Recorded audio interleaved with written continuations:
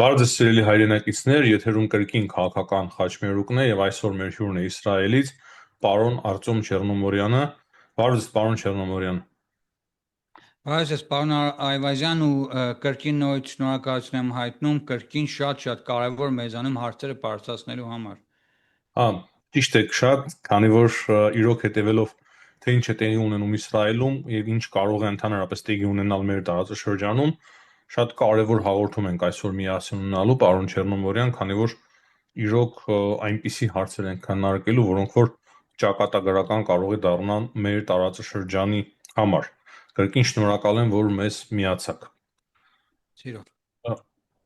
Ուրեմն երևի թե սկսենք Իրանից, ամեն դեպքում ճիշտ է դա է, քանի որ հիմա Իրանի շուրջ կրքերը թեժանում են, ինչպես դուք արդեն նկատել եք, եւ օրեցօր կարծես թե լարվում է իրավիճակը, մենք տեսնում ենք թե ինչ հայտարարություններ է անում Դոնալդ Թրամփը, մենք տեսնում ենք թե ինչ հայտարարություններ է անում Իրանի հոգևոր առաջնորդը, Իրանի արտգործնախարարը եւ փաստացի իրենք չեն ուզում հետ կանգնել ուրանի հարստացումից եւ բանակցությունները, եթե չասեմ փակ ուղի են մտել, ապա կարծես թե շատ մոտ է, համենայն դեպս այդպիսի տպավորություն կա,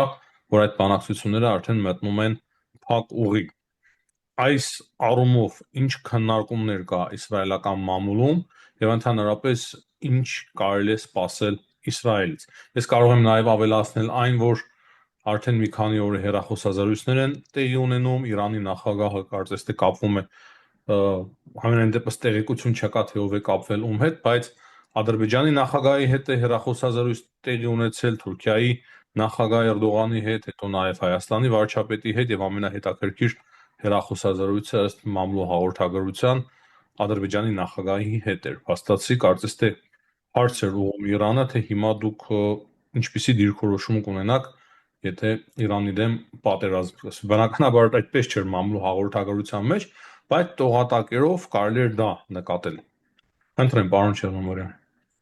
Շնորհակալություն, ուղղակի շատ հարցեր են միանգամից փորձենք հակիր-չակիր յուրաքանչյուր հարցին պատասխանել։ Իսրայելում նախ հрьяաները ընդհանրապես քաղաքական դաշտը շատ դժգոհ է ամերիկացիների ու Իրանի միջև այս բանակցություններից ի սկզբանե դուք լավ գիտեք, որովհետև Իսրայելը ի սկզբանե ասում է, որ նրանց հետ համաձայնության գալ հնարավոր չէ, որ հիմա ամերիկացիներն նույնիսկ կխապեն, նույն ժամանակ կձգեն, նույնիսկ այդ 4 տարին Դոնալդ Թրամփի այդ ժամկետը կանցկացնեն եւ դրանից հետո նորից Եվրոպայի հետ լեզու կգտնեն, նոր դեմոկրատ նախագահ հավանաբար կգա ավելի մեղմ հայացքներով եւ այդպես Իրանը կուլ կտա եւ այդ 4 տարվա ընթացքում կհաջողացնի արդեն վերջնականապես այնքան հարստացված ուրան ունենա, որպեսզի միջուկային զենք արդեն ստեղծի։ Սա իսրայելյան մեծամասամբ, եթե բոլոր վերլուծաբանների ընդհանուր հայտարարի բերենք նրանց կարծիքները, սա է հիմնականում Իսրայելում պատտվում։ Ինչ վերաբերում է, ես հետաքրքիր տեղեկություն երեք կարդացի, որ Իսրայելը պաշտոնապես հայտարարել է, այսինքն դիվանագիտական իր ուրեմն ճանապարհներով մեսիջներ ուղարկել Ամերիկայի Միացյալ Նահանգներին, որ քանի դեռ ընթանում են ամերիկա-իրանական ուրեմն բանակցությունները, Իսրայելը որևէ ռազմական գործողություններ չի իրականացնելու Իրանի նկատմամբ։ Այսինքն սա շատ կարևոր հայտարարություն է, որ Իսրայելը իր կողմից արել։ Այո, այսինքն անկախ նրանից թե այս պահին փակ ուղի են դեռ լույսը ինչ որ միտեղ վառվում, հնարավոր է որոշ կետերում համաձայնության կան, ամենայն դեպս Իսրայելը հայտարարել է շատ պարզ ու ասենք սովորական ձևով, որ որևէ ռազմական գործողությունների չի պատրաստվում իրականացնել Իրանի հանդեպ այս ընթացքում։ Այսինքն հարգում է միտեղ, չնայած որ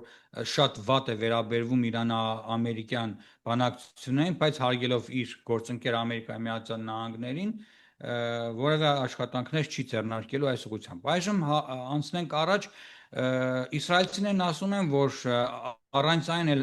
Դոնալդ Թրամփի վարչակազմը շատ ավելի մեծ զիջումներ արեց Իրանին, քան ասենք երբևէ հնարավոր էր դա պատկերացնել, խոսքը այն մասին է, որ ասենք Իսրայելի պահանջը իրանական ոչ միայն միջուկային, ասենք ուրանի հետ կապված ուրանի հարստացման հետ, այլև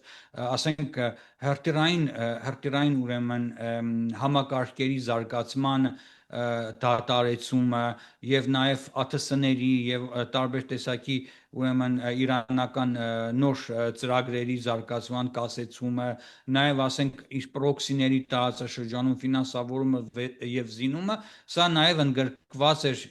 հրյաների պահանջի մեջ, որ ուղղել են Ամերիկայի Միացյալ Նահանգների ժամանակին, սակայն բոլոր այս պահանջները կարծես թե դուրս են եկել այս բանակցություններից եւ Ամերիկայի Միացյալ Նահանգները հաշվի չառնելով Իսրայելի պահանջները եւ խնդրանքը, ուղղակի սա դուրս էր բերել այս բոլոր պահանջները այս իրենց ընդհանուր բանակցությունների կետերից։ Եվ փաստացի այս պահին այո, վիճակը բավականին լարված է մնում, այն առումով, որ կարծես թե Իրանի ղեկավարությունը նախապատրաստվում է պատերազմի։ Կարծես թե ուզում է կոնկրետ պատասխաններ ստանալ տարածաշրջանում։ Իրանն է նախապատրաստում։ Իսրայելը դե վաղուց, Իսրայելը, այսպես ասեմ, վաղուց է նախապատրաստված այս պատերազմին, անընդհատ մեր մոտ օդային զորավարժություններ են տեղ ունենում, գիտեք, ասենք Եմենի հութիներին հարվածելու աշխատանքներն էլ կարծես թե այսպես զորավարժությունների նման են Իսրայելի համար, որովհետև 2000 կիլոմետր թռչում են, չէ, հասնում են մինչև Եմեն, ասենք օդի մեջ լիցքավորում են իրենց օդանավերը, 1-2, ասենք նորից իջնում են 2 անգամ պտտվելով նորից հարվածն են հասցնում, հետո հեռանում են հետ։ Այսինքն սա նաև կարելի է ասել իրենց համար շատ դրական զորավարժությունների նման է, որ ասենք ավելի պատրաստված են Իրանին կոնկրետ հարձակումներ իրականացնելու Իրանի դեմ։ Այսինքն Իսրայելը վաղուց պատրաստ է, գիտի ինչով է հարվածելու, սակայն այստեղ գիտեք խնդիրը որն է։ Իսրայելը ամենածանր ռումբը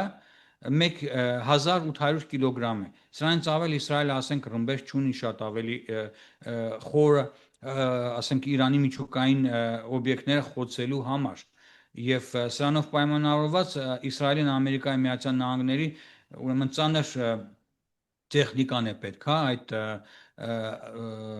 F-22-ներն են պետք եւ տարբեր տեսակի F-18-ներ են պետք, շատ տեսակի, այսինքն ծանր ռումբեր ու հրթիռներ կրող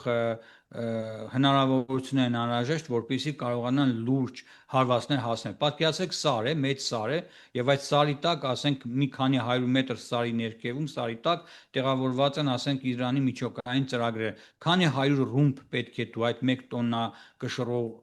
կամ 2 տոննա կշռող նույն նշանակետին ինչ ուրեմն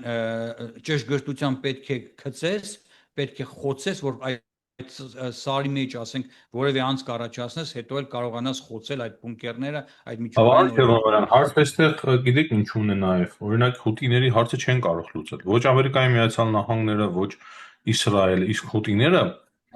իրանական պրոքսի ուժ են։ Էլ ուր մնաց թե Իրանի հարց կարողանան լուծել, դա էլ կա, չէ՞։ Իսկ դրա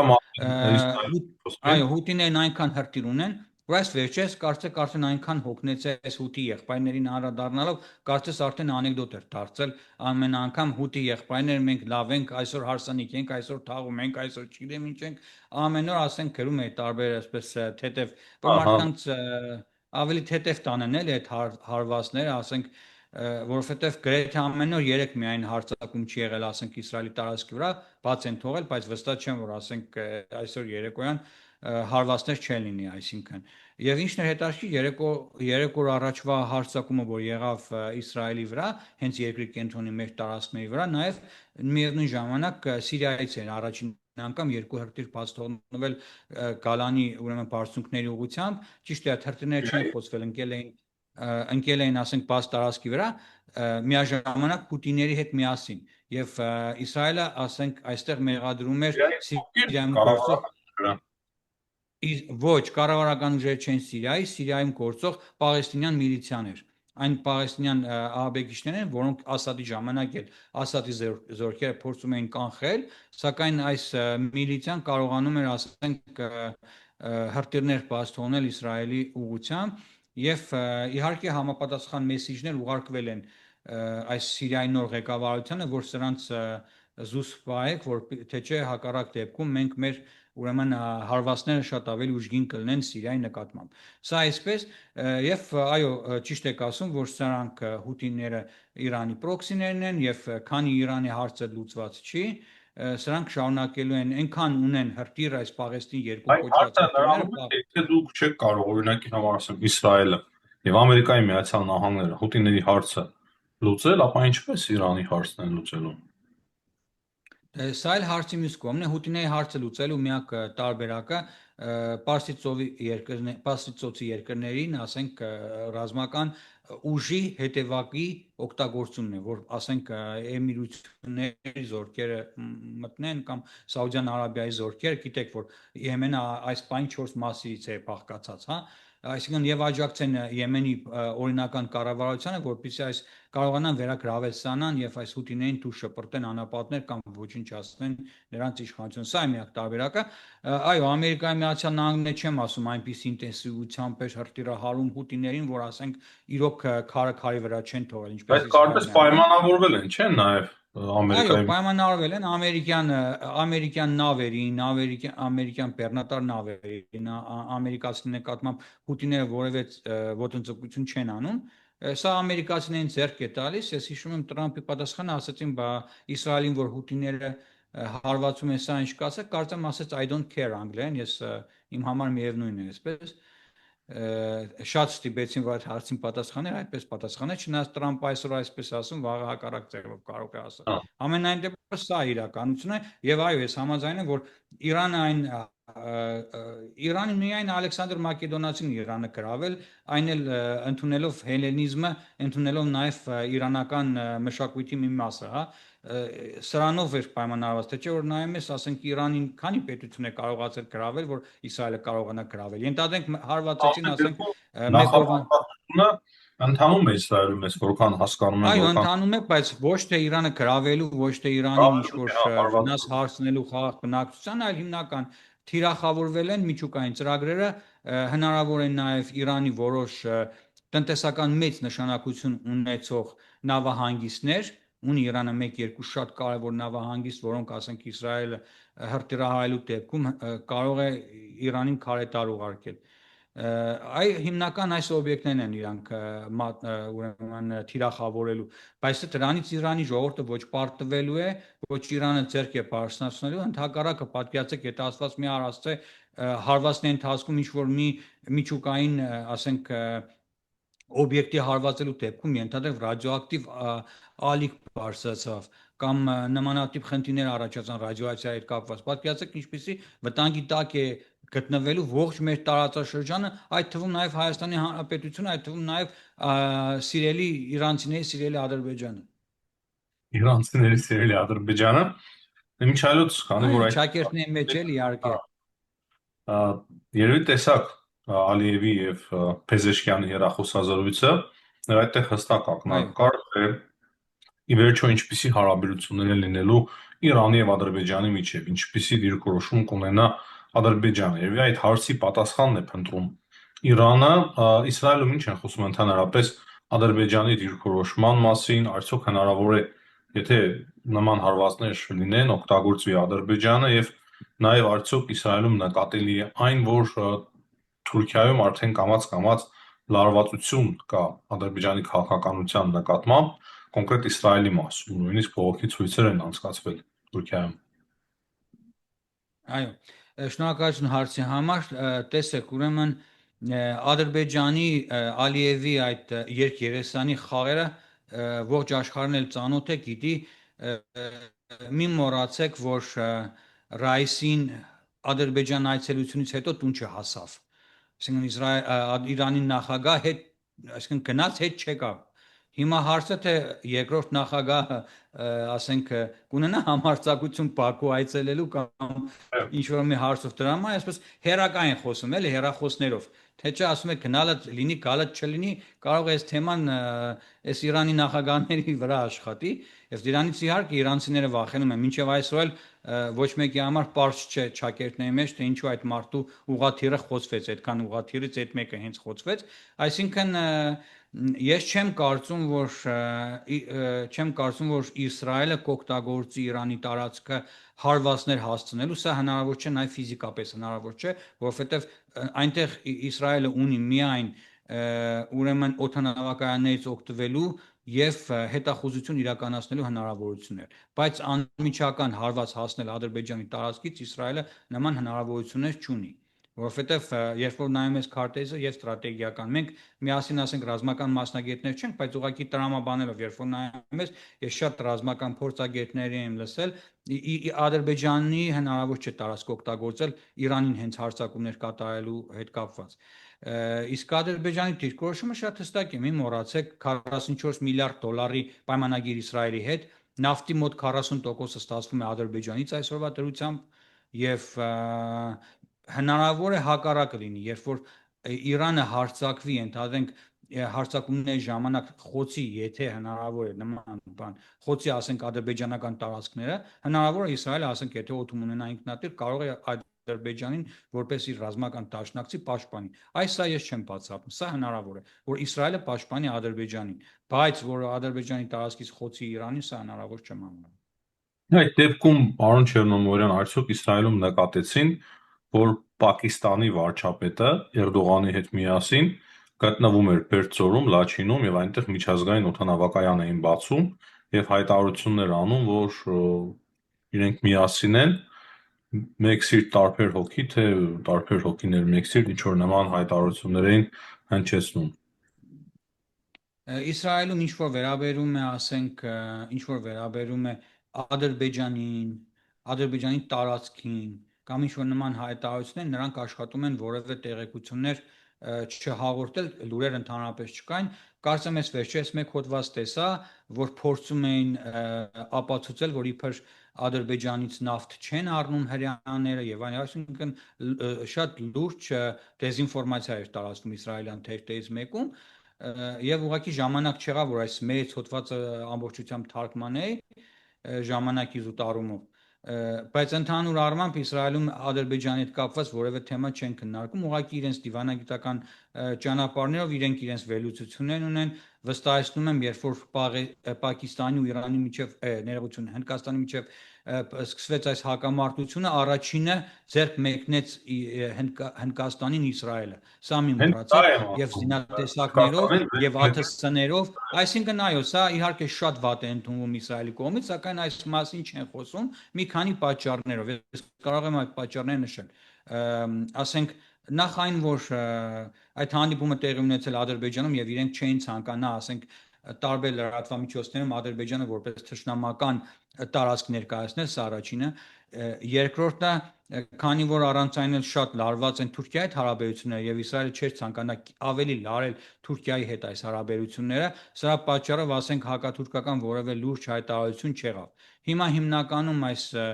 Գազայի գոտում ընթացող խորացող պատերազմի մասին է խոսվում, այժմ Իսրայելում շատ լուրջ քաղաքական ճգնաժամ է, նախ կոալիցիան հնարավոր է, որ այժմ փլուզվի, որովհետև որոշ տեղեկություններ են ուրեմն հայտնի դարձել, որ Նետանյահուի վարչակազմը զինել է Պաղեստինյան որոշ ուժերի, որպեսզի Համասի դեմ պատերազմ մղեն, այսինքն գտել են ինչ-որ մեկ այսպես ահաբեկիչ, ոչ այդքան ահաբեկիչ, որքան ասենք կազմակերպված հանցավոր խումբ, այսպես ասենք, որ դրանք իբր 150 զինյալ ունեն եւ դրանց միջոցով իբր պաշտպանեն այն հումանիտար օգնության մեքենաները Համասի գրոայիններից, որովհետև գիտեք, Համասիները անմիջապես երբ որ Գազա են մտնում ցանկացած բեռնատար, անմիջապես դրանք վերցնում են եւ ժողովրդի վրա թանկ գնով վաճառում են եւ քաղաքական նպատակ է ունեցել, հա, իշխանության մանալ։ Այո, իշխանությունը քաղաքական նպատակ է, որը ասենք շատ ուժեր շատ վատ գնահատեցին ընդդիմությունը եւ այլն, նույնիսկ Լիքուդի մեջ եղան մարդիկ, որոնք քննադատեցին այս տեղեկությունները, ասեցին, եթե սա ճիշտ է, սա շատ անընդունել է եւ այլն, այսինքն այս պահին Նետանյահուի կոալիցիան փլուզման մեջ է, փլուզման եզրին է, չեմ ասում, որ կփլուզվի, որովհետեւ Նետանյահուն այն հին այնպես փորձված թրծված քաղաքական խաղերում այն հին ուրեմն քաղաքական գործիչներից է չվատաբանեմ Նետանյահուին, որ գրեթե ցանկացած ուրեմն ծանր իրավիճակից իր աթոռը, իր թանկ այդ աթոռը փրկելու միշտ կարողացել է ուրեմն փրկել, նույնիսկ ընտրություններում պարտություն կրելու ժամանակ է ուստի ամեն ջանք գործած են, որպեսզի բոլորը այդ լեզու գտեն, մեկի բերանը մի քանի կոպեկ ավել փող կգցեն, ասենք իրենց կոալիցիայի բարեկամներին, ընկերներին հարցը կփակեն փողով։ Պարոն Չեռնոմորյան, դուք երևի տեսաք նաև լուրերում այն, որ Թուրքիայի եւ Իսրայելի միջև այնուամենայնիվ բանակցությունները տապալվել են։ Սկզբում կար տեղեկություն, որ Ադրբեջանը միջամտել է, կարծես թե ամեն ինչ վերջում հաջող է ընթացել, բայց հիմա կրկին շատ լուրջ խնդիրներ են առաջացել։ Ինչ կա Թուրքիա-Իսրայել հարաբերություններում նոր։ Եվ արդյոք հնարավոր է ապագայում արդեն նաև առճակատում, բաց առճակատում հաշվի առնելով այն, որ մենք երևի թե մեկ ամիս առաջ ունեցանք բավականին լարված իրավիճակ Սիրիայի օդում, գիտեք այդ մասին։ Այո, գրեթե Սիրիայի օդում արդեն մեկը մեկին պետք է խոցեն ու հետաքրքիրն այն է, որ Էրդողանը հետ կանչեց իր ինքնաթիռները եւ ոչ Իսրայելը, այսինքն Էրդողանը զիջման գնաց, ատամները կրճտացնելով։ Այս պահին գիտեք ինչն է հետաքրքիր, Թուրքիայի դեսպանատունը, որ մենք տասնյակ տարիներ թուրքական դեսպանատան դեմ Տել Ավիվում ցույցեր են կազմակերպել, որոշել են փակել ու տեղափոխել մեկ ուրիշ վայր, որովհետեւ այդ դեսպանատունը մի մեծ շենք էր, ասենք կարծեմ 4 հարկանի, եթե չեմ սխալվում, չի տավաճանում հիշողությունս, հիմա որոշել են դեսպանատունը փակել, տեղափոխել ուրիշ վայր, այսինքն հնարավոր է, որ շատ ավելի քիչ քանակությամբ դիվանագիտական աշխատողներ են լինելու, քան ունեին, եւ սա նաեւ ցույցիչ է, որ Թուրքիան նպատակահարմար չի գտնում մեծ քանակությամբ դիվանագետներ պահել Իսրայելում։ Ես հիմա կոնկրետ չգիտեմ թե հարաբերությունը փաստացի Իսրայելի հետ։ Այսօր լարված են, այո, շատ լարված են հարաբերությունները Թուրքիայի հետ Իսրայելի, բայց նորից եմ կրկնում, Թուրքիա-Իսրայել հարաբերությունների մասին այստեղ գիտեք ինչ, Իսրայելը խելաց քաղաքականություն է իրականացնում։ Հայաստանի նման չէ, որ սաղորն ասենք ոչ մի բան չանեն, ասեն,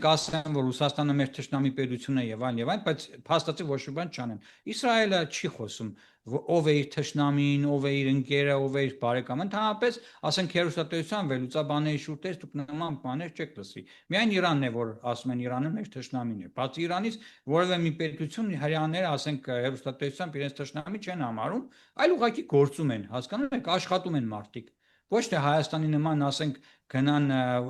Պուտինի կողքը մայիսին նստեն կամ, չգիտեմ, նայում ես նկարներն, ուղղակի զայրանում ես, թե դեմոկրատական երկրի վարչապետը ինչ գործ ունի այդ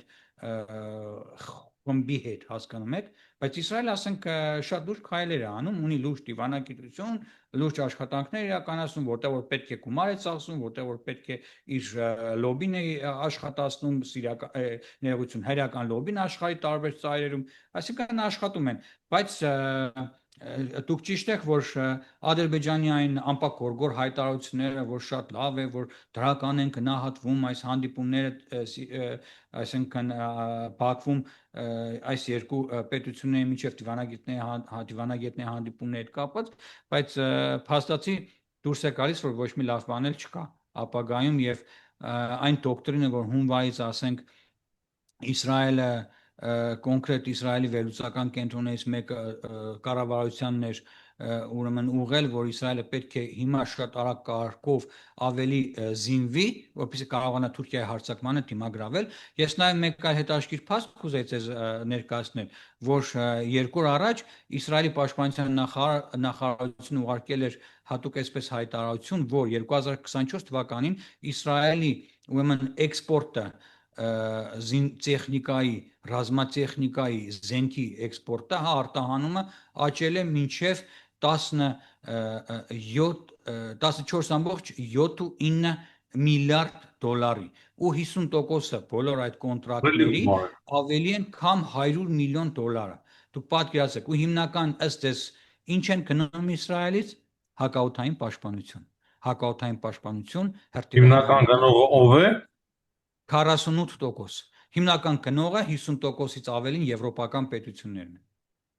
Երկրորդ տեղում միանշանակ Ադրբեջանը կլինի։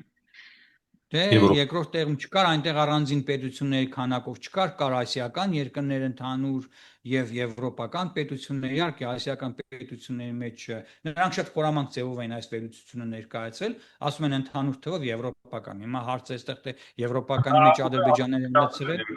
եվրոպականի տակ։ Այո, հնարավոր է, որ Ադրբեջանին մտցել են եվրոպականի մեջ, որովհետև մենք շատ լավ գիտենք, որ Իսրայելը 44-օրյա պատերազմից հետո Ադրբեջանին է վաճառել Բարակ MX համակարգերը,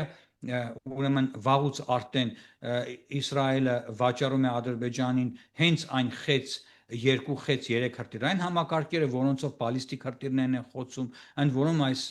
խեց 3-ները կարող են նույնիսկ ստրատոսֆերայից ավելի բարձր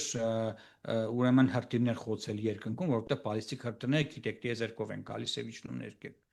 Այսպիսի մարդիկ այս ձևի սիրում են, իսկ մենք ինչ ենք անում։ Մենք երբ որ նայում ենք հանրապես աշխարհագրությանը եւ տեսնում ենք թե ինչ լարված է հարաբերությունները մահմեդական աշխարհի հետ, Իսրայելի հարաբերությունները, մենք հասկանում ենք, որ Իսրայել-Ադրբեջան դաշինքը շատ երկար չի կարող ուղղակի տևել։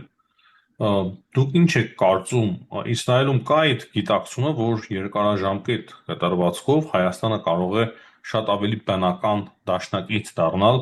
Իսրայելի համար եւ կոնկրետ ինչ քայլեր է պետք անել մեր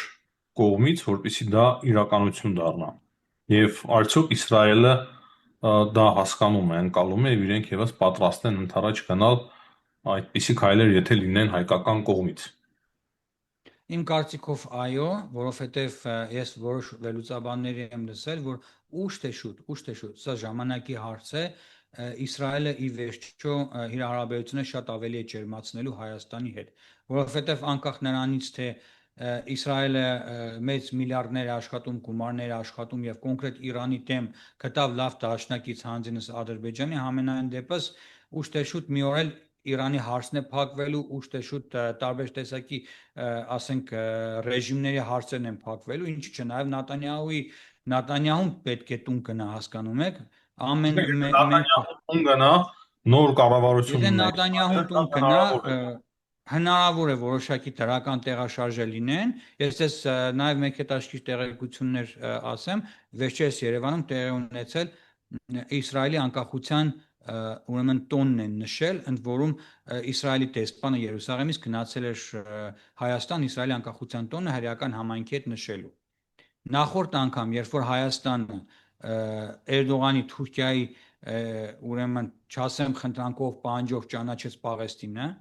ու դարձավ 145-րդ կարծեմ պետությունը։ Ֆրանսիայի խնդրանքով էլ լիներ կամ ուրիշ եվրոպական Չեմ կարծում Ֆրանսիայի, որովհետև տվյալներ կային, մեր մոտ խոսում են, որ Թուրքիայի նաև խնդրանքով է սա տեղի ունեցել։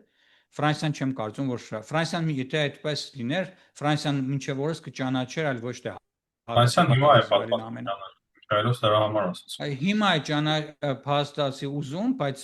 պետք է հունիսի հիշում եք, հունիսի 4-ին կարծեմ մեծ գագաթաժողով կազմակերպեին, բայց այդ գագաթաժողովը այդպես էլ տեղի չունեցավ։ Ֆրանսիան էր ձեռնարկել, կարծեմ Անգլիան էր այդ պետությունների մեջ, Կանադան էր այդ պետությունների մեջ, որ ուզում են, ասենք, Պաղեստինը ճանաչելու հետ կապված գործընթաց սկսել, բայց փաստացի նման մեծ, ասենք, կոնֆերանս Պաղեստինը ճանաչելու հետ կապված տեղի չունեցավ այս օրերին, եւ սա նաեւ Իսրայելի դիվանագիտության լուրջ հաղթանակը կարելի է համարել։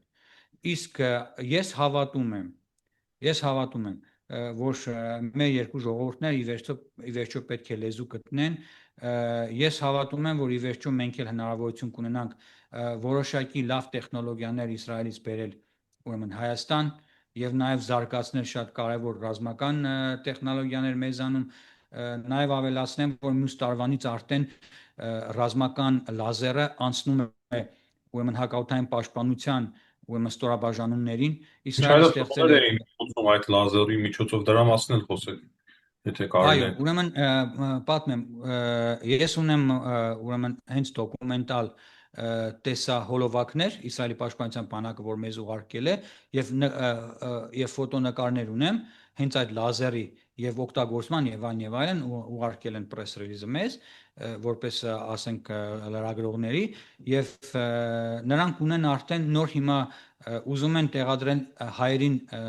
հայտնի SendCat մեքենայի վրա 10 կիլովատ ուժգնությամբ լազերային ճառագայթ, որը կոչվում է երկաթյա ճառագայթ, կարծեմ, բայց տարբեր անուններ ունեն, այս կարծեմ այս 10 կիլովատանոցը ավելի ուղղակի ճառագայթ է կոչվում առանց երկաթյա լազերային ճառագայթ, հիմա լավ չեմ հիշում այդ անունները, որտեվ ամեն մի տեսակը մի անուն կարևոր է։ Այո, մեկը կա 10 կիլովատ, որ տնելու են արդեն մեքենայի վրա ու շատ մոբիլ, պատկերացրեք, մեքենան այստեղից այնտեղ է շարժվում, կարող է մինչև 5 կիլոմետր հեռավորության վրա խոցել եւ ԱԹՍ, ուշադիր լսեք, եւ ԱԹՍ, եւ նռնական նետի արկ, եւ հրանոթի արկ, մինչեւ 5 կիլոմետր հեռավորության վրա։ Զարմանալի։ Երկրորդ տեսակը, որը 80 կիլովատ է, 80 կիլովատանոցը կարող է մինչև 10 կիլոմետր հեռավորության վրա խփել, այսինքն եւ հրթիռների, եւ ԱԹՍ-ների, եւ հրանոթնային արկերի, եւ նաեւ եւ նռնականետներ, չնայած նռնականետը արդեն 10 կիլոմետր, սա արդեն այլ տեսակի 800 կիլովատ։ 80 կիլովատ ոչ, իսկ ամենահզորը 100 կիլովատն է այս տեսակի մեջ, որը շատ ավելի մեծ մասշտաբներ ունի։ Պատկերացրեք մեծ այսպես կոնտեյներ, այդ կոնտեյների մեջ տեղադրված է մեծ կոնդենսատոր իր համակարգով եւ մեկ փոքրիկ այսպես ճառագայթի նման մի փոքրիկ գլուխ, որ սրանից ասենք արձակվում է այդ ճառագայթը, ընդ որում սովորական օրը ցերեկով այդ ճառագայթը տեսնել չի կարելի, չես կարող ուղղակի ֆիզիկապես ճառագայթը չի երևում, ուղղակի թռնում է ԱԹՍ-ը եւ նույնիսկ կարետան կարող է ստանալ, եթե 80 կիլովատի շատ թույլ ինչ որ պահանջները շատ քիչ են այդ լազերի համար, փաստացի։ Պատկերացրեք, ուրեմն ամենաթանկ համակարգը 100 կիլովատանոց մոտ $1000 արժի կրակելը։ Մեկ ասենք կրակելը արժի $1000 եւ այդ $1000 ծախսած էլեկտրաէներգիա, սրա մեջ մտնում է նաեւ ճանապարհածախսը, պատկերացրեք, այդ սարքը բերելը, տնելը, ասենք էլեկտրականությունով ապահովելը, մեկ կրակոցը նստում է իրենց վրա մոտ $1000։ Ասենք իսկ մեկ հրթիռը, որ երկաթյա գմբեթի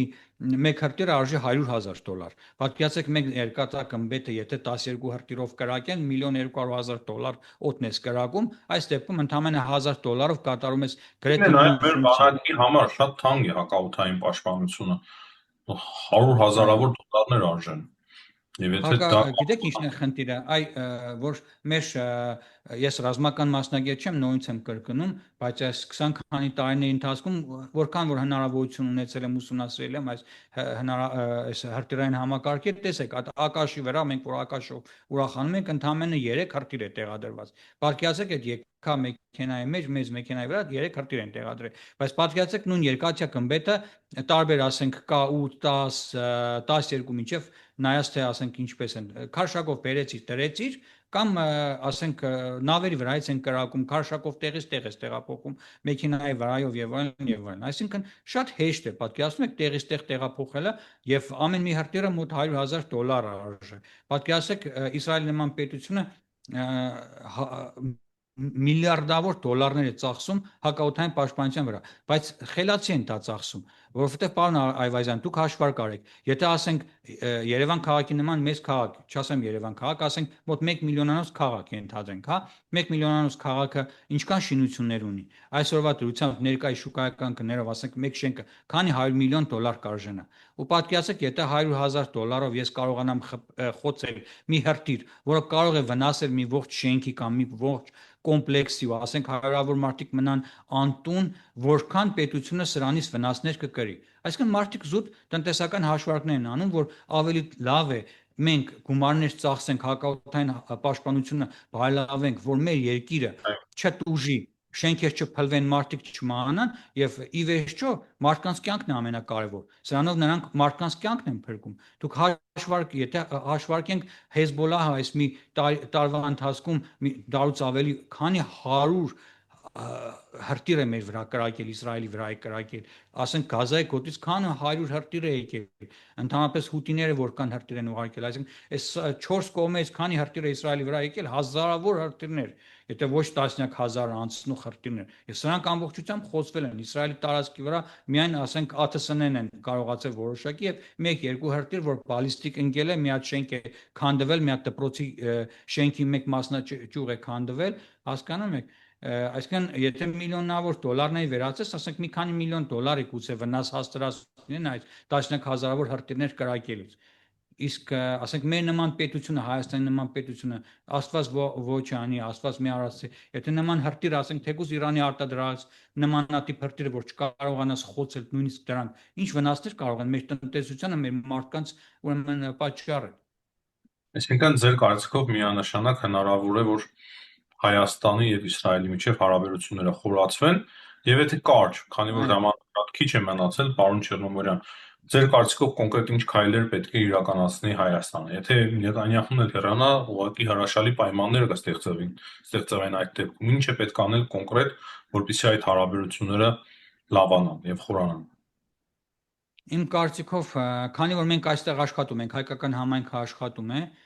ասենք ժողովրդական դիվանագիտությունը մեզանում աշխատում է, բայց այստեղ պետությունները պետք է կոնկրետ քայլեր անեն։ Ասենք մենք մեր մասով արդեն արել ենք, ինչ որ հնարավորություն կար։ Նորից կշարունակենք, օրինակ ամսու 26-ին համերգ կա նորից Շարլ Ազնավուրին նվիրված, որ մեր Տիգրան Կասպարյանն է ելույթ ունենալու եւ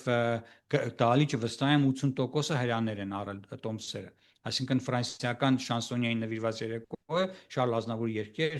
եւ այլն եւ այլն։ Այսինքն մշակութային առումով մեր հարաբերությունները շատ ջերմ են,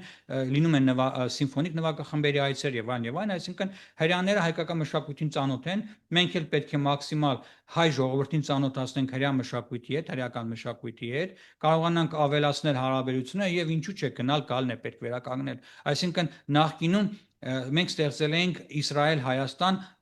միջխորհրդարանական ֆորում, որի շրջանակներում Ստեր Սարգսյանի կառավարման տարիներին Իսրայել էին գալիս Հայաստանի ուրեմն խորհրդարանական հանձնաժողովները, այսինքն խորհրդարանական բարեկամության հանձնաժողովները։ Այս տարիների ընթացքում այս նոր կառավարության ժամանակ որևէ մեկ անգամ նման պատվիրակություն չի եկել Իսրայել, նույնիսկ պատերազմից առաջ։ Երբևէ չեղավ, ասենք, թեկուզ ես գիտեմ, որ մեր ազգային ժողովում կա Իսրայել-Հայաստան ուրեմն պարլամենտական խորհրդարանական բարեկամության խումբ, գոնե այս խմբից սկսեն աշխատել, գնան կան։ Եվ սրանից հետո արդեն եթե պաշտոնական շփումներն ավելանան, գոնե կան, մեկը մեկին լսեն, փորձեն երկխոսություն սկսել, հասկանան թե որտեղ է իրենց հարաբերությունները, ասենք, համընկնում։ Օրինակ Հնդկաստանի հետ կապված մեր ու Իսրայելի հարաբերությունները շատ նույնտեղ համընկնում են։ Եվ կարելի է այս պոչը բռնել Հնդկաստանի հետ համագործակցությունը դարձնել Իսրայել-Հայաստան, ասենք, ռազմական համագործակցության մի ճյուղ, ենթադրենք։ Ցանկություն է պետք, հասկանում եք, գյուղատնտեսության ոլորտ, զբոսաշրջության ոլորտ, այսօր ուղիղ չվերթներ կան Երևան-Տել-Ավիվ։ Գրեթե շաբաթական 2 անգամ տեղ են ունում, չնայած ռմբահարումներին, որ ավստրիական ավիաուղիները, Lufthansa-ն, բոլոր եվրոպական ավիափոխադրողները դատարեցել են իրենց չվերթները, Հայաստանը ստաբիլ բռնում է։ Եվ նույնիսկ ռուսները օգտվում են հայկական մեր ավիաուղիներից, հասկանում եք։ Ռուսները, որպեսզի Մոսկվայից գան, իջնում են Երևան, Երևանից նստում են գալիս են Իսրայել, որովհետև Մոսկվայից Թել Ավիվ տոմսերը շատ թանկ արժեն, եթե դրանք գալիս են ընդհանրապես այս վերջերս։ Շատ շնորհակալ եմ։ Ոլորտներ կան։ Շատ շնորհակալ եմ շնորհակալություն այսօրվա զրույցի համար։ Հաջողություն։ Այո, ես էլ եմ շնորհակալություն։